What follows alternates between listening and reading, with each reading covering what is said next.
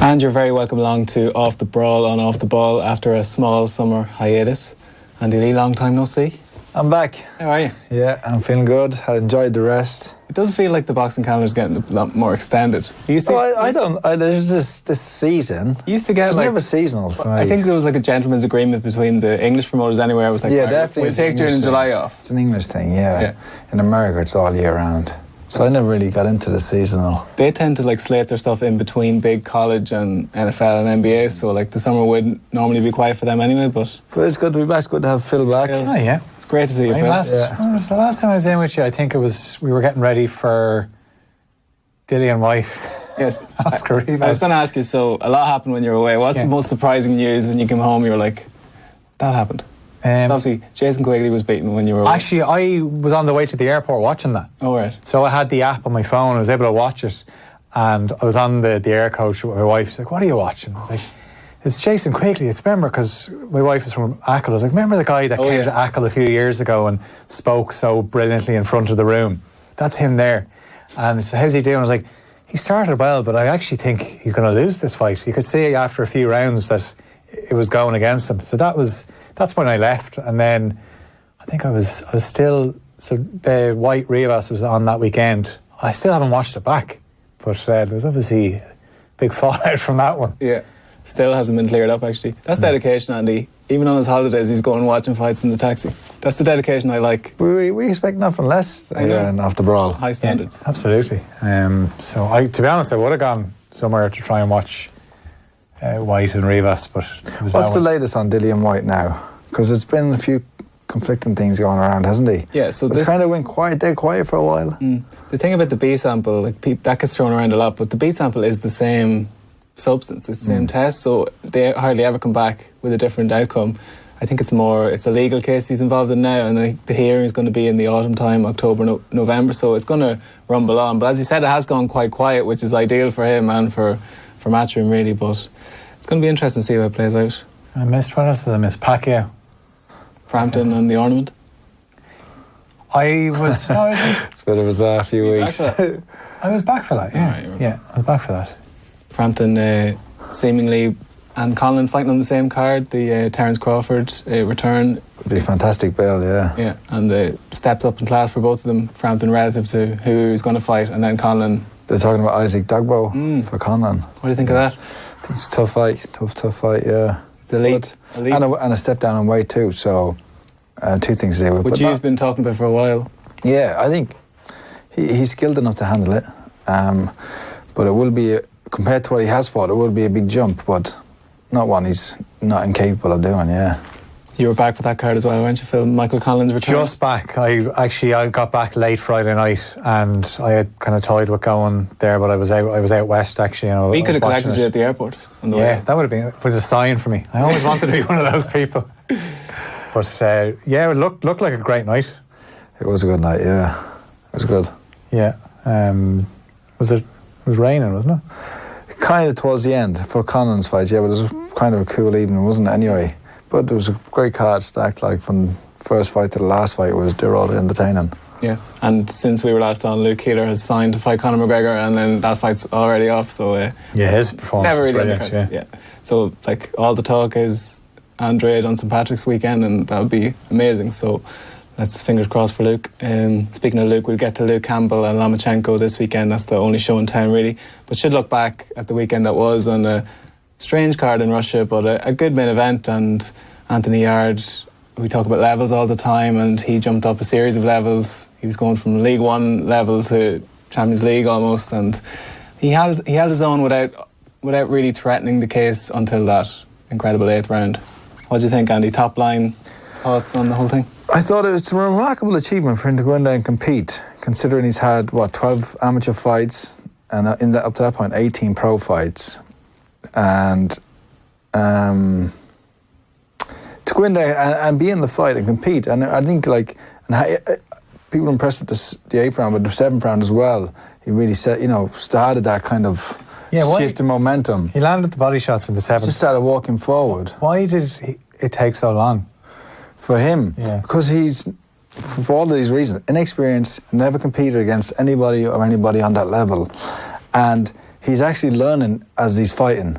And you can see the style he has with the pad work with Tunde, the controversial Tunde. We can get around it here in a minute, but they don't spar. I was listening to interviews, he doesn't spar. That's mad though, isn't it? I can understand it in a way, but you have to mix in at least one or two tough 12-round spars just to taste that, just to have a little taste of feel of what it's like. But apparently they don't spar with anybody or do any really hard sparring. And I can understand it in terms of saving your fight or not taking punishment and being burnt, like leaving it in the gym. But there has to be some of it. And so he was learning as he was fighting, as I said. And you can see that the basis of their training is all on flashy pad work. And it was actually his downfall in a way because they do a lot of catch and counter, shoulder roll pad work. So any feint that Kovalev threw, he was looking to parry and counter it. Just a feint, because he hadn't sparred anyone. He couldn't.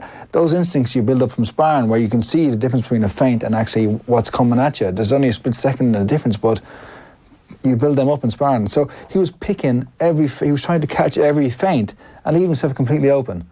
And also the pad work they do, they don't move their legs. They just stand in one spot. 50 punches, looks great, looks a great little shot, lines in the camp.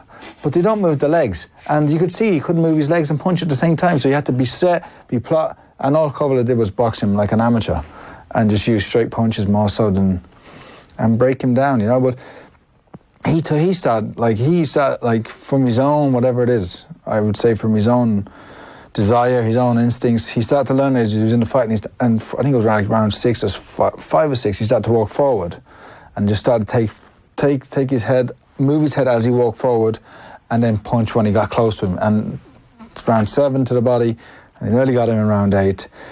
But then he was spent. And it's interesting because there's been this thing released from BT Sports, the corner cam. Have you seen that? Did you see this little clip? Oh, this is the talking about Buddy in the corner and Tunde in the corner, and what instructions they gave to each fighter after each round, so as the fight progressed. And after the 7th round, Yarde goes back to his corner and Tunde says, empty the tank, stop in this round. And credit to him, he went out there and did it and tried it, and he emptied the tank, but it didn't get him out of there, didn't get Kovalev out of there. On the other hand, Kovalev goes, after that 7th round, Kovalev goes back to his corner, and Buddy McGirt, with probably in the back of his mind with that... Dadasev? Yeah, Dadasev losing his life, tragedy in the back of his mind, says to Kovalev, I'm going to stop you if you take any more heavy shots like that, I'm going to pull it out. That was after the 8th. That was after the 8th. Yeah. So there's 2 consecutive rounds here, and what's left is one fighter almost spent because he's taken a lot of punishment, one fighter completely spent because he's given a lot of punishment, and it's the psychology of the coaching in the corner. Is Buddy McGirt actually genuine saying that he's going to stop him there, or is he looking for a response from Kovalev? And if either way, if he doesn't respond, then he's right to take him out of there. But if he does respond, then it's perfect for Buddy McGirt. And the following round, he comes back and he just weathers the storm. And I've said it before, we've seen it several times with young fighters as well, when they haven't got that experience, when they give it their all in a round and almost have their man out of there, but the opponent survives it and then comes back, it breaks your heart, completely breaks your heart. And that was like Yarde's, his big effort was all for nothing, because the following round, Kovalev comes out and gets back to boxing and starts to chip away again. Yeah. And by round 10, he was completely spent. But you had to say, Buddy McGirt's looking very, not that he's, that was a great performance by Buddy McGirt as much as it was by Kovalev. A lot of interesting points there, round 7 particularly, that was as far as Yarde had ever been in his professional career, so that was always going to be a crucial juncture. We didn't know quite how crucial it was going to be. He paced himself then as well. Probably. But he should have, what happens, if he goes back to the corner in the 7th, he's had that great 7th round, he's starting to really put a dent into Kovalev with those body shots. He visibly doesn't like the body shots. He goes back to the 7th round, and Tunde doesn't say empty the tank. If Tunde says just keep doing what you're doing, take your time, you've still got another 5 or 6 rounds, take your time, walk him down, break him down methodically. He probably would have won the fight. Yeah. He probably would have won the fight. It's funny, if you look at the scorecards, we always talk about Russia being so biased, going back to the Rocky films, but those cards were fair. Like if Yarde had been nicking a couple of rounds, they would have given it to him. And it was the same on the undercard. The home fighter wasn't always getting easy rounds. So like you can understand the whole we need a stoppage to win this fight, but I'm not sure. What did you think of his physique? Who are you? Yarde's. He's quite big, and like people say, you know, he's muscle bound or whatever. Like you can say the same thing about Anthony Joshua, but surely that if you have, I don't know. I just think that I don't know if that's like those two things. Like, because most boxers aren't that way. You know, most boxers don't have muscles, and people look at the muscles and think, "Wow, like he must be a great fighter." You know, but surely if you have more muscle, you can punch and sustain activity longer, you know what I mean? So I don't sure. I don't know. I think people have different genetics. Can gas out quicker, the more muscular, and the only reason, like, but why should that be? I know from watching MMA when they're putting in chokeholds that the guys with the big muscly arms, they can't hold in a chokehold as long because they're just sucking the oxygen out. We need to get somebody in here that actually knows, like, because it doesn't really make sense. But he was getting tired because he was punching hard all the time. You know, he wasn't where Kovalev was just pop, pop, pop, pop, pop, pop, pop. You know, and he was just peppering away, and then putting one or two stinging hard shots in there. You can take a punch shots as well, Yarde. Yeah, but Yarde was like loading up with every shot, swinging wildly with every shot, and that just strains your energies, like, you know, so quickly, and so hard to recover from that kind of effort. You knew he was done at the end of the 8th when he had Kovalev in trouble. He took a swing and he fell in over the ropes. Kind of, you just knew it's like, right, he's done. That's it. Like that's once Kovalev kind of composes himself, comes out for the 9th, he'd be fine. Yeah. The bodywork was really interesting because Andre Ward, obviously a different level entirely, but he laid the blueprint on how to beat Kovalev. He doesn't like it to the body. And Kovalev's a fast starter. He won the opening rounds against Ward both times. But, like, I don't know. Kovalev has impressed me. Like, a lot of people had the writing on the wall for him after the second Ward fight. Like, he didn't have the stomach for it. And he left his coach, and that was a big deal. Even Alvarez, you know, lost Alvarez, come back, beat him. In similar fashion, where he was ahead and stopped, and then came back, went back to his box, and even the most interesting thing about that fight for me was when McGirt told him to, like, if you don't do anything in this round, I'm going to pull you out. He didn't go and try and hurt Yarde. He just went back to his boxing again, jab, double the jab, and like, it looks like Canelo for Kovalev now, which. But you can see why Canelo wants to fight. He's looking at those body shots, thinking. You could just imagine what Canelo's going to do to his body. And like they're talking about November 1st or something like that, is it? Second. So it's a quick turnaround. Buddy likes that though, because Kovalev tends to party when he's out of camp. It's activity, and he will be the sharper man, but he's basically selling himself, isn't he? He's selling his title, he's cashing in, he's cashing his chips. His retirement. Yeah, I know that. He's probably got more money than he has to now, but this will be the chair. Yeah. This is the icing on the cake. I think it's 10 million they're talking about. Like, I heard even like as far as 20. They offered 10, he turned 10 down, so he's getting more than that. But, like, Yarde, incidentally. I don't know, if he goes and fights Canelo, it doesn't damage his reputation at all, does it really? You know, it's not like that. It's not like they're huge rivals and it's going to be remembered. Like, he's an old 36. He's obviously, he's probably going to be in the Hall of Fame, will he be? He's won several titles, like, you know, he's been champion. He's like, before that fight, he had 105 championships rounds. So he's... Well, like, Adonis Steven was the lineal champion, and we know we hate that term, but, like, Adonis Steven wasn't the light heavyweight champion. It was Kovalev. His record would suggest, like, Stevenson hit a home run and didn't really fight anybody after that. Like, the Kovalev fight, granted, it was from both sides, didn't want to make it, but that was one that got away. And in that period, Kovalev was the one beating the top guys, and he was the light heavyweight champion for the best part of a decade. So on that basis, he's definitely going in the Hall of Fame. But now you look at the landscape of that division, and Yarde is a coming man, Buatsi's a coming man, and then the other three champions are what Kovalev was when he fought Nathan Cleverly. Like, he got Beterbiev, Voshik and Bivol. Yeah, and all three of them, he doesn't want anything to do with them. You don't want to wait around for those guys. So, like, Canelo's the obvious one, and Canelo's coming into his territory. It's not as if it's catch weight or anything like that. Canelo's coming up. I just see it as a complete cash out, but he's entitled that. He's entitled. I don't mind. You know, he is entitled. That's so you don't give him any chance. I don't see him being competitive now against. Really?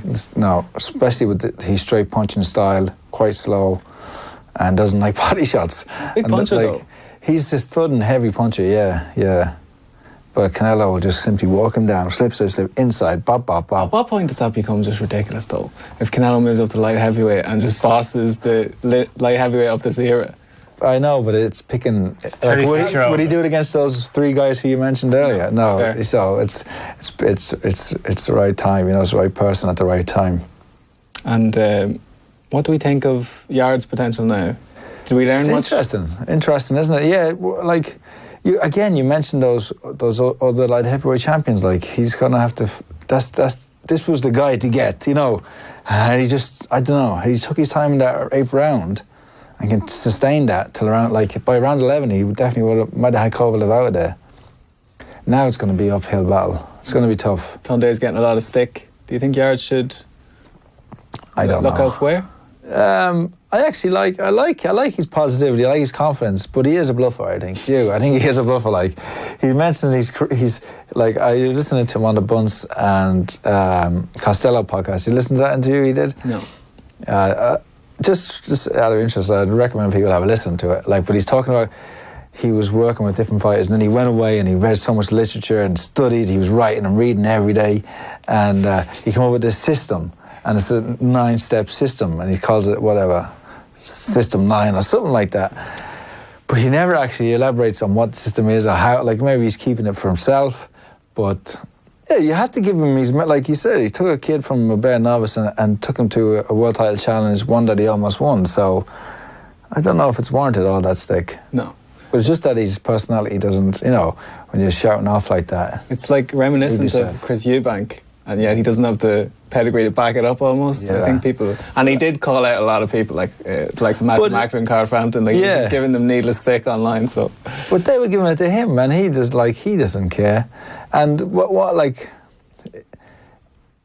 Yarde seems a very nice guy, humble and well adjusted. He's not going to devote himself to nobody. He obviously sees value. Yeah.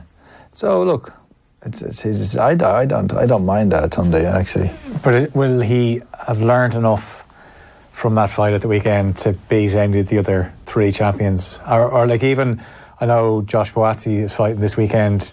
He'd have a better chance surely against. How would he do against Kovalev now? Go on. What do you think? Well, he's a better boxer. I think I'd pick Boazzi to beat Kovalev. He's a better boxer than Yarde. Now after that tough fight, maybe. Yeah, I probably would because the thing was with Boazzi, he's consistent, isn't he? He's had those interim fights. Not so much though.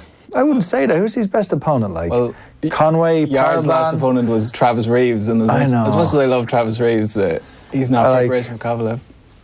No, Boazzi's one of the best prospects coming out of England, but him, I think it's still an interesting fight with him and Yarde. I don't think see it all being one way. Are they going to fight each other though? No, there's no need for them to fight each other at this point. Not right now. No, but Yarde's going to struggle to win a world title. I think just with that class of fighters, it's just unfortunate. He's good enough. He's a world class talent, and we're going to get to another guy who's in a similar boat. Luke Campbell in a second, but any final thoughts on Yarde, Kovalev? No, I don't. I just thought it was a strange setting. It was in Russia. Oh yeah. And I thought when Yarde was making his entrance, I thought it'd be hostile. It wasn't at all. Even when they were singing "God Save the Queen," I thought that'll be hostile. Nothing. And then the Russian anthem, which I find it's the fake news, man. You believe it's the fake news about Russia? Russia's a nice place. I wasn't at the World Cup. No, I'm not saying it should be hostile though. It'd be like if you were fighting someone in Ireland and I think they were just happy to have it there, weren't they? To have it to host it. And yeah, it was a big night for them. But I always find one thing about the Russian anthem, and maybe it goes back to Rocky IV. When you hear it, it's quite intimidating. But they chose not to play the music. They just started singing it, and I nearly have to watch this back because I can't believe. Surely I was imagining this, but the MC, he seemed to be singing the anthem. Could you imagine? Was he actually singing it into the microphone? Yeah. Now, maybe it was a case of... Because I don't speak Russian, but maybe he said, now it's time to sing the anthem. For all I know, let's all sing together, and he just got into it so much. Because I was there, he hardly is double jobbing, or whoever was hired to do the Russian anthem didn't turn up. So he's like, I got this. Because he didn't. He butchered it at the end. But then you start thinking, you wouldn't see Buffer doing that in Vegas, or Jim Goodall and the Hunky Dory nights singing out. Diamante's going to sing the Ukrainian national anthem. Is that it? Is that what we're looking at here?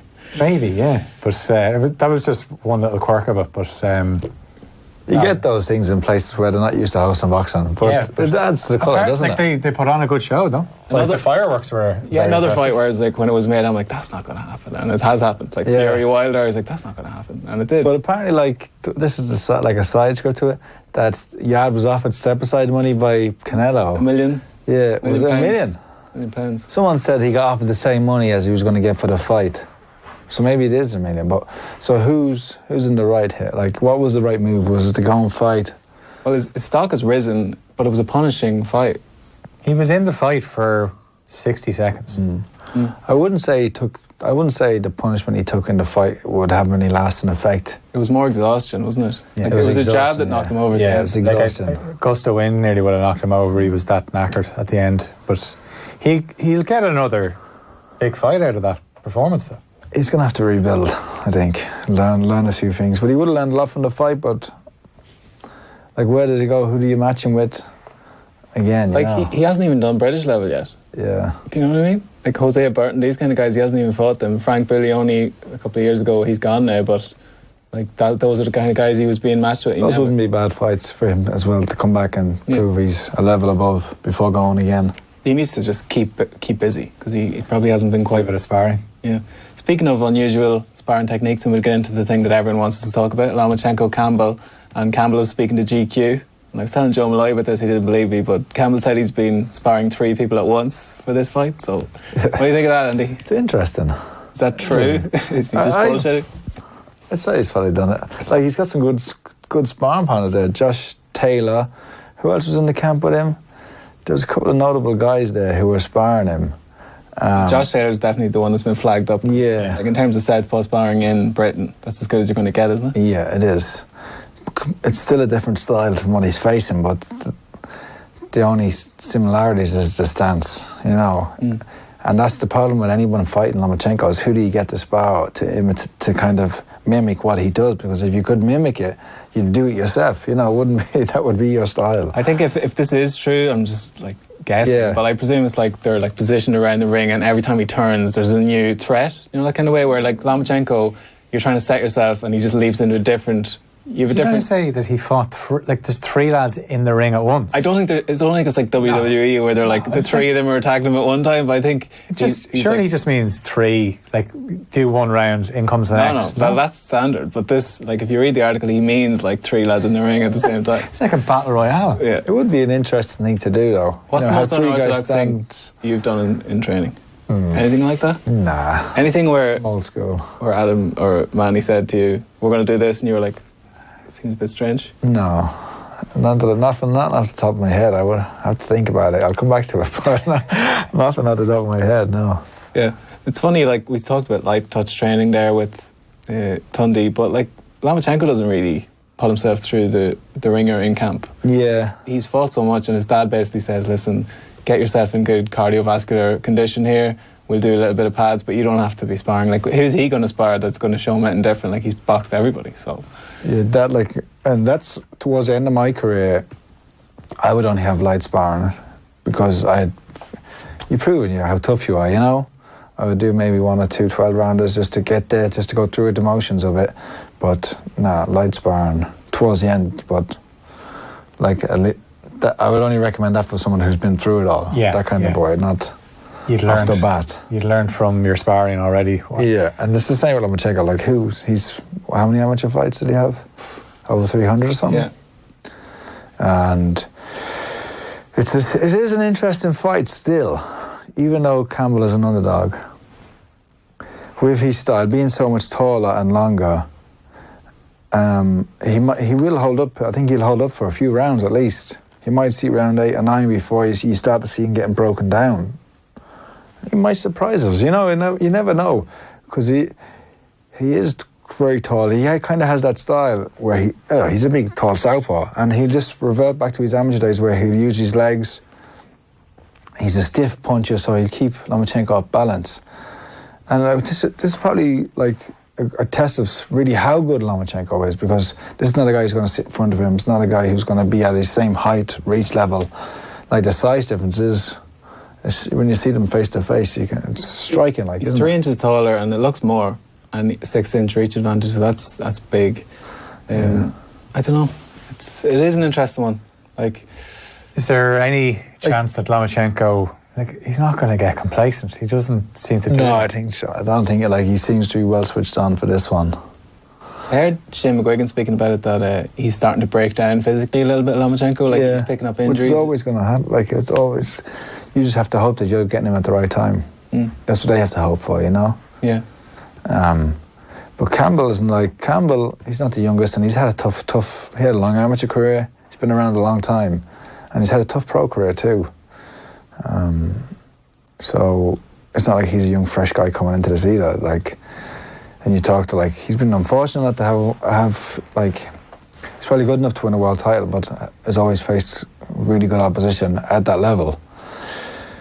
And here he is again, you know. It doesn't get any easier, does it? You know? What's, like, not many people are giving him a chance, so what's a good... No one gave him a chance against Linares, and he did very well in that fight. But this is a completely different animal. What's a good outcome? What's one where, like, okay, sure, the Campbell camp are going to tell you, no, we believe we can win, and that's the line that they have to give you, because you can't turn around going into a fight saying, yeah, we'd be doing well now to go a few rounds. So, but what is a good night's work for Campbell if he does lose, like we all expect him to lose?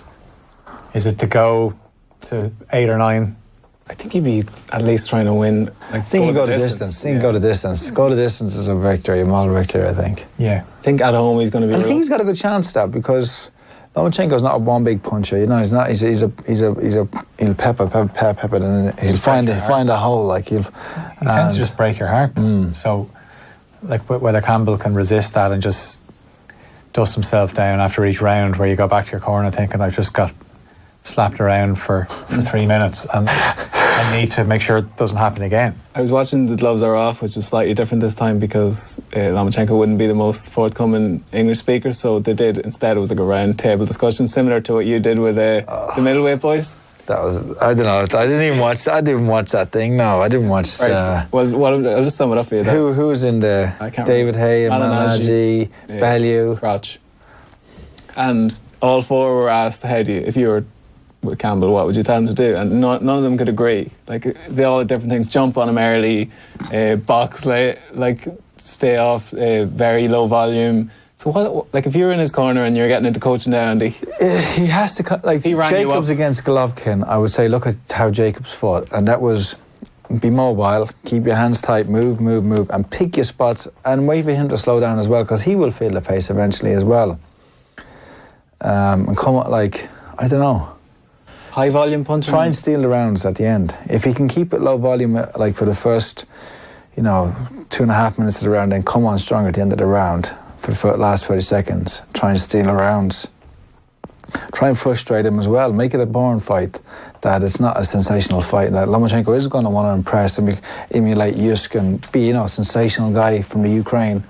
Make it a boring fight if you can. Tie him up, rough him around. Use your extra, like, your physical prowess to push him off and to, stiff arm him and make it ugly. Even if he lands any kind of punch or gets closer, the crowd are going to react as well. But you saw it with Bellew against Usyk, where the first couple of rounds it looked as if Bellew was getting his way, and then Usyk was just sitting and back. Kellbrook. Looking. Kellbrook against Golovkin. Those early rounds, he was. No, it looked like, she was hanging in there. He hasn't worried. He hasn't worried. And it might be the same in this. It might be the same with this. That's why I think he probably does have to make an impression early. Try and get Lomachenko's respect on some level. And then, like, step off. So maybe the first round or two, be a bit aggressive and then sort of retreat and then press on again at the end. But if he comes out all guns blazing, it will be interesting. It will make for a much more entertaining fight anyway. It's not really his game. No. So it's going to be some fight. You're going to it, actually? I am looking forward to it as a fan, so I'll be able to be utterly... It's a great card, by the way, which we'll get onto, but like, asking you, like, it's almost like saying Messi's not great on his right foot, but, like, is there anything in Lomachenko where you're like, You can't see anybody doing anything like exposing him so far. Like, he has lost to Salido, and you've got some quotes from Salido. Oh yeah, Salido, right? Some choice quotes from Salido, because he doesn't actually reference the fact that he missed weight for this fight and was stripped of his titles. Because, look, on his record, he's the only person that's ever beaten Lomachenko in the professional game, and even the fight that Lomachenko lost in amateur, he made up for it. Like, he got his revenge. So Salido's out there going, fought him once, beat him. Yeah. He said, to beat Lomachenko, you really need to press him, take the fight to him and pound the body. You're not going to outbox him. It's all about roughing him up and making him feel uncomfortable in the ring. But and hitting him about 20 low blows. That was one of the things in that fight. The low blows were and he still, like, he eked it on a split decision. Yeah. He was still carrying a good 15 pounds, at least 20 pounds on him. Yeah. In Lomachenko's second pro fight. But like Lomachenko, he's only fought 12 times as a pro, but like Gary Russell Jr., which at the time, if you watch it back, is in front of like a half-empty arena. Fight, yeah. But it's one of the probably the highest level fights of recent times, just given the people involved. And like Pedraza gave him a little bit of trouble, and there might be some solace there for Campbell. Linares had a little bit of success, and Campbell can probably find that shot as well through the course of this fight. But it's great. Like, I don't know. Like, I kind of wanted Campbell to do well, but I love Lomachenko, so it's... I'd love to see you, Campbell. If you could get something similar to what you got with Bellew and Usyk, where the crowd really gets into it at the start and the home fighter puts in a brilliant show, but the technician comes out on top and everyone can kind of go home happy, where the home fans are going, Campbell gave it everything, but how good is Lomachenko, and we were here to see him, because it's a great opportunity. I'm sure you're looking forward to the fact that you're going to see him in the flesh, and this is one of the most talented boxers you're ever going to see. And I think even if he wasn't fighting Campbell, if he was fighting somebody that wasn't from Britain, probably still sell out that arena in London. Yeah, and we've said it before, it's probably the reason I'm going. It's probably the best fighter that's ever fought over here, like, in this part of the world. So I am looking forward to it. For Luke Campbell's perspective, like, 6 years as a pro now, Britain's most decorated amateur ever, which, if you take a minute to think about that and some of the people who've come through that rank, like, he's going to have to, if he doesn't win a world title, he will have underachieved, and he's just come up against the stiffest of opposition. And it's not as if the alternative was great either. If it wasn't Lomachenko, it was going to be Devin Haney, and it's probably more solace in losing to Lomachenko than there would be to someone like Haney. So hopefully he can at least put up a good performance, keep his stock intact, and get another shot down the line. Elsewhere on the card, Hughie Fury against Povetkin, Andy, which is... interesting fight, well matched, good fight. Very good fight, good interesting fight. And again, we've said it before, but respect to Hughie Fury for a young guy going in there with all, like, he's fought Parker, he's fought Pulev now, and now he's going in there with Povetkin. Interesting mix of styles. Obviously, Hughie up to this point has always had this kind of laid back defensive style, flicking punch on, and obviously Povetkin is the complete opposite. He'll walk forward in a crouch and try to swing punches and land over the top punches and hooks coming up. Peter Fury said that he's trying to make Hughie more aggressive. He's trying to implement a more aggressive style. So how will that translate in the fight? It'll be interesting. Yeah, because against Pulev, he got cut, and that almost forced him into action. Yeah, it was unlucky with it. That was not unlucky, but it was just an unfortunate the way the fight turned.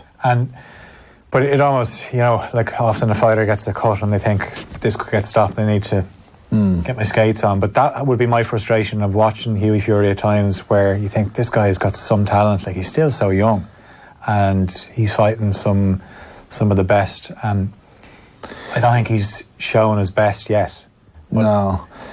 A win over someone like Povetkin, though, it's a big statement. It is, big statement. Like, and you have to, like, that fight with Parker was nip and tuck, you know what I mean? So, like, there was an argument that he won it. Like, he didn't look that good against Daniel Peter in his last fight, but I think that was probably his first fight in a while, so it was good for him to get back out there after the Pulev fight and get a shot, and probably a very good opponent to prepare for Povetkin. But it will be a big... Povetkin's obviously well past his best, has been lost a few times now. but still has a lot of his game. Olympic champion and like a European, won everything, world, European, and Olympic as an amateur, world champion as a professional. So he still has a lot of grade. He gave Joshua all he could handle that night. So yeah, Joshua had to make a big adjustment to get him out of there. He's lost to Klitschko. That's it. Well, the only thing going against him now is his age, really. But Hughie similarly, like so young and like has that grade where he's fought top opposition. And you look, he's got company now in that coming class of heavyweights. So it's not as if he's the hot prospect anymore. There are other guys there. So he has to make a statement one way or another. It's funny. It's a funny point because even though he's still young, because he's had these 2 losses against a top guy, you kind of don't think of him. It doesn't have that shine of a young guy who's coming up undefeated and exciting. You know what I mean? But he's not probably. But you look at him compared to Dubois. Dubois has the hype now and this kind of momentum. But what Hughie Fury's done at a similar age is no comparison. Yeah, there's no comparison to what Hughie Fury's done. So we should be looking for Hughie really to be filling the void and to be the next one. But because he has those losses, just on perception, how you perceive things, that we're not. But like this is make or break. Really, I think it's make or break for Hughie even at a young age. Like if he doesn't beat Povetkin, it's a long way back again, isn't it? You know what I mean? Would he get a good domestic fight, though, against one of the prospects? He will, but does he want to? It's always hard to step down, isn't it? Yeah. I don't know. His first fight with Matchroom as well, and you normally get the welcome to Matchroom fight, but he's gone for the Povetkin. I think that must have been part of the deal, where you take the fight and come in. So, props to Hughie Fury. We've said it so many times over the years, but he's jumping in the deep end again. Charlie Edwards also on that card, defending his title and in his hometown. I haven't paid much attention to that fight. But Charlie is a great little boxer, and he's really come on well, hasn't he? Since he's lost his first title challenge, how he's built himself. Had some tough times being with Adam in the gym and not getting attention, but never give up hope or belief in himself. And I really see him in the gym. He's an unbelievable worker. Like he works so hard, very dedicated. And he's getting his rewards, so it's good for him. Good billing as well. It's other world title fight on that card, so looking forward to that one. Joshua Buatsi, we mentioned. Joe Cordina, I know you were impressed with him last time you saw him out, so he's not really talked about in the same breath as these guys. He's still got a bit to go, but he was impressive. He fought when Josh Kelly fought, wasn't when he fought in England last time? Yeah, he's a good kid. Tennyson's on the card. That's a late announcement, was it? That was only announced this week, yeah. Hope he's been training for it, because I think he's in with a tough fight. Shafiq, I've seen Shafiq fight a few times. That's an eliminator, so he's trying to get himself back in the conversation. It's a fight probably he has to take, prove that he's domestically he's one of the best, but it's a tough fight because that kid's got a good style. He's a spiteful puncher and he's got that awkward Ingle style. So I think Tennyson's going to have to do the tough way again, where he's going to have to walk through a bit of fire and hopefully get his man later on. He's got very little time to prepare for it, though, in terms of the style. Unless they knew beforehand, it's been the less they've known, and he's been training. Yeah. Hopefully he gets on TV as well. It might be touch and go. It might be on Facebook or something, but it's a good fight. Yeah. And speaking of the Irish scene, just the Europeans are ongoing at the moment. We'll be able to recap that next week, but best of luck to all the girls over there. And on the pro side of things, John O'Carroll was back last weekend after his impressive showing against Tevin Farmer, and just trying to get back in the saddle again, really, and grueling enough fight, and wouldn't be the biggest puncher, Jono, so he's going to have those kind of fights against tough opposition. And so I think he's one of those guys who will fight to the level he's in with, and he could have a tough fight with anybody, and he can give anybody a tough fight, that kind of a way. But it's good for him to get back out there. Niall Kennedy, not surprising, not a complete surprise, because it was always going to be his stiffest test. Devin Vargas is a talented guy, but he hasn't said this publicly, but I've been speaking to him, and I told him I'm going to say it. He hurt his back during the week of the fight, didn't train or do anything before the fight. Felt fine, was getting physio, felt fine, goes into the ring. They announce his name, he bends down to touch his toes and gets a back spasm as they're calling out his name. Can't move, he said. I had to walk forward with my hands up, and then he lost in the fifth or sixth round. So it's tough for him because people don't see that side of things. You know what's going on. That's always the way. There's a story to every fight. You know why someone doesn't perform or does perform, and it's amazing how you can go the whole week kind of nursing that problem, and then something so innocuous like bending down to touch your toes. Yeah, and so, that's one of the most bizarre things. Not bizarre, but it's one of the most unfortunate things I've heard. It's not quite the Carl Frampton ornament situation. But to be in the ring, actually, you know what I mean? Yeah. For it to happen. It's not far off. And on the world scene, speaking of heavyweights, I don't know if you saw Andy Ruiz's Instagram at his 30th birthday party there, but he was having a good time, and that fight's a little bit closer than he seems to think against Joshua. So I hope it's not another Ray Leonard, Roberto Duran situation where he enjoys the fruits of victory too much and then... So it actually is going to Saudi Arabia now. It's kind of been confirmed. I think they sweetened the deal a little bit for him, and he's happy to go now, miraculously. So, I don't know. I just think, as I said there, he might just enjoy being champion a little bit too much and complacency might set in, but his style is always going to be a nightmare for Anthony Joshua, so that's not going to change. Yeah, plus if he gets in the ring and you suspect that maybe he's overdone the celebrations, we saw what happened the first time he got knocked down in his career. He came back and beat Joshua. So he has the fighter's instinct that if he's in trouble, he'll get up and just come out swinging. Yeah. Now, he mightn't get up this time, but I can't wait for it because all the pressure is on Joshua. If Joshua loses again. But that's why I think having it in Saudi Arabia is probably the fact that the pressure's on Joshua plays into him, the fight being in Saudi Arabia, because he can go there, there's no expectancy or impetus on him to entertain, to have an engaging fight. All he has to do is jab, jab, jab, move around the ring, grab and hold, and win a boring point decision, and people are going to be happy with it there in the venue. And we'll be happy, Andy, because we don't have to get up at 4 a.m. to watch it. It's only about 10 o'clock. Nice. I wonder will Lennox Lewis, who will he be supporting now? Good, they'll have to get him on the commentary team. Yeah, they will. Do like WWE where he throws off the headset and... Fair play, he's managed to stay relevant. He always has done it. Every year there's a story about Lennox Lewis. Oh, he's up until recently, it was the last undisputed heavyweight champion in the world. Was he since Klitschko? Before Klitschko. When I saw the quotes from Joshua, I thought it was one of those. You know the way you can see quotes put onto a picture and they're made up. Yeah. Because there's no way. There's no way Joshua said that about Lennox Lewis. I think for a while Lennox was able to say, threaten that he might come back, but I think that's too far-fetched now, so it's just more... But apparently Lennox tried to sign him out of the Olympics, and that's where the little bit of bad blood originates from, but I think that's more... Lennox handled it well, I thought, didn't he? He handled it well. Yeah. I don't know, mad. Because, I still think with Joshua, I don't know, I think that was a little bit of seeing behind the veil, all these quotes of... Stay humble, stay happy, stay, even after that, kind of, he said, Lennox is a clown, I don't respect him, we're not coming from the same cloth. Then he said, then he kind of got back into the machine. I like to let the younger people do it. I'm just here to sit back and let the younger people, I don't know. If he wins, does he go... Donaghy and Joe Brolly after? What you think about that, Lennox? If he has the belts in his hand after beating Ruiz. But Lennox didn't say anything like. I think he was just analysis. He was on analysis. What can he do? He's there to give an opinion. He's a commentator. I think because he's Mr. PBC, he works for Fox, that he's always kind of bigging up Wilder and the boys. So I think that's kind of where it stemmed from. But as you said, was it because he was saying stuff about McCracken? Possibly. There was talk of Lewis coming into the camp. Yeah. A couple of fights back to help him work on fighting bigger, but he hasn't. Obviously, that's not going to come to fruition now.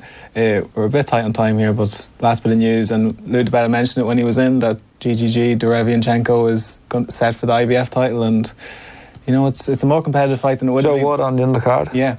So and it looks good. We see, Buddy McGregor's been getting a lot of. Seems like he's in good hands anyway. Because Buddy McGregor, obviously, came to the fruition with training Gatti and transforming Turo Gatti's style from being a slugger to a boxer.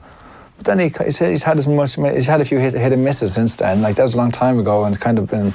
He's always been a presence in boxing and trained champions, but but like you can see of late, like he's kind of proven himself, hasn't he? A little bit more. Once all over again with Kovalev coming back from defeat, and obviously the tragedy with Dadasev, that he has his fighters' well-being in mind. So it's a good place for Joe ought to be. Yeah, and he was a great fighter in his own right, which often gets overlooked. Phil, any last bits of news? No, I've got no other news for you. Good to be back. We're in season 2 of Off the Brawl. First episode of season 2, yeah. It's good. What's the big cliffhanger to get him back next week? What was the cliffhanger at the end of season 1? I don't know. I remember the debut episode was Canelo against Golovkin, so that was entertaining enough. So hopefully this year is equally good. So that's about our lot, lads. Thanks as always. Thanks. And thanks to everybody for tuning in. We'll be back next week.